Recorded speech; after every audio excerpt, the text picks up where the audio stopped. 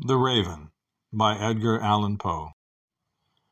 Once, upon a midnight dreary, while I pondered weak and weary over many a quaint and curious volume of forgotten lore, while I nodded, nearly napping, suddenly there came a tapping, as of someone gently rapping at my chamber door. "'Tis some visitor," I muttered, "tapping at my chamber door. Only this, and nothing more." Distinctly I remember it was in the bleak December, and each separate dying ember wrought its ghost upon the floor. Eagerly I had wished the morrow, vainly I had sought to borrow from my books surcease of sorrow for the lost Lenore, for the rare and radiant maiden whom the angels name Lenore, nameless here forevermore. And the silken, sad, uncertain rustling of each purple curtain thrilled me, filled me, with fantastic terrors never felt before, so that now, to still the beating of my heart, I stood repeating, "'Tis some visitor entreating entrance at my chamber door. Some late visitor entreating entrance at my chamber door. This it is, and nothing more." Presently my soul grew stronger, hesitating then no longer. "Sir," said I, "or madam, truly your forgiveness I implore. But the fact is I was napping, and so gently you came rapping, and so faintly you came tapping at my chamber door, that I scarce was sure I heard you." Here I opened wide the door. Darkness there, and nothing more. Deep into that darkness peering, long I stood there wondering, fearing, doubting, dreaming dreams no mortal ever dared to dream before. But the silence was unbroken, and the stillness gave no token, and the only word there spoken was the whispered word, "Lenore." This I whispered, and an echo murmured back the word, "Lenore." Merely this, and nothing more. Back into the chamber turning, all my soul within me burning, soon again I heard a tapping somewhat louder than before.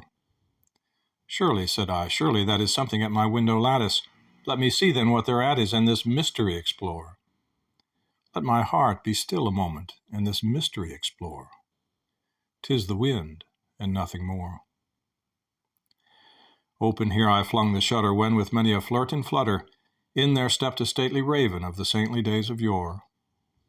Not the least obeisance made he, not a minute stopped or stayed he, but with mien of lord or lady perched above my chamber door.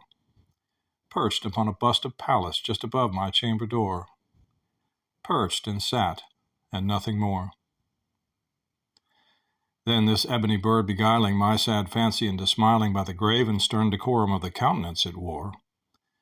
"Though thy crest be shorn and shaven, thou," I said, "art sure no craven, ghastly, grim, and ancient raven wandering from the nightly shore. Tell me what thy lordly name is on the night's Plutonian shore." Quoth the raven, "Nevermore." Much I marveled this ungainly fowl to hear discourse so plainly, though its answer little meaning, little relevancy bore. For we cannot help agreeing that no living human being ever yet was blessed with seeing bird above his chamber door. Bird or beast upon the sculpted bust above his chamber door with such name as Nevermore. But the raven, sitting lonely on the placid bust, spoke only that one word, as if his soul in that one word he did outpour. Nothing farther than he uttered, not a feather than he fluttered, till I scarcely more than muttered, "Other friends have flown before. On the morrow he will leave me as my hopes have flown before." Then the bird said, "Nevermore." Startled at the stillness broken by reply so aptly spoken, "Doubtless," said I, "what it utters is its only stock in store, caught from some unhappy master, whom unmerciful disaster followed fast and followed faster, till his songs one burden bore, till the dirges of his hope that melancholy burden bore of never, nevermore." But the raven, still beguiling all my fancy into smiling, straight I wheeled a cushioned seat in front of bird and bust and door. Then upon the velvet sinking I betook myself to linking fancy unto fancy, thinking what this ominous bird of yore, what this grim, ungainly, ghastly, gaunt, and ominous bird of yore meant in croaking "Nevermore." This I sat engaged in guessing, but no syllable expressing to the fowl whose fiery eyes now burned into my bosom's core. This and more I sat divining, with my head at ease reclining on the cushion's velvet lining that the lamplight gloated o'er, but whose velvet violet lining, with the lamplight gloating o'er, she shall press, nevermore. Then methought the air grew denser, perfumed from an unseen censer swung by seraphim whose footfalls tinkled on the tufted floor. Wretch, I cried, thy God hath lent thee, by these angels he hath sent thee, respite and nepenthe from thy memories of Lenore. Quaff, O quaff this kind nepenthe, and forget this lost Lenore. Quoth the raven, nevermore.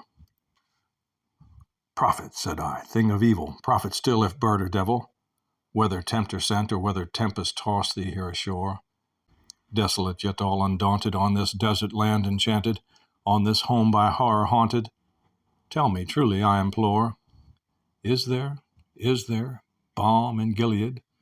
Tell me, I implore. Quoth the raven, nevermore. Prophet, said I, thing of evil, prophet still if bird or devil, by that heaven that bends above us, by that God we both adore, tell this soul with sorrow laden, if within the distant Aidenn it shall clasp a sainted maiden whom the angels name Lenore. Clasp a rare and radiant maiden whom the angels name Lenore. Quoth the raven, nevermore. Be that word our sign of parting, bird or fiend, I shrieked upstarting. Get thee back into the tempest and the night's Plutonian shore. Leave no black plume as a token of that lie thy soul hath spoken. Leave my loneliness unbroken. Quit the bust above my door. Take thy beak from out my heart, and take thy form from off my door.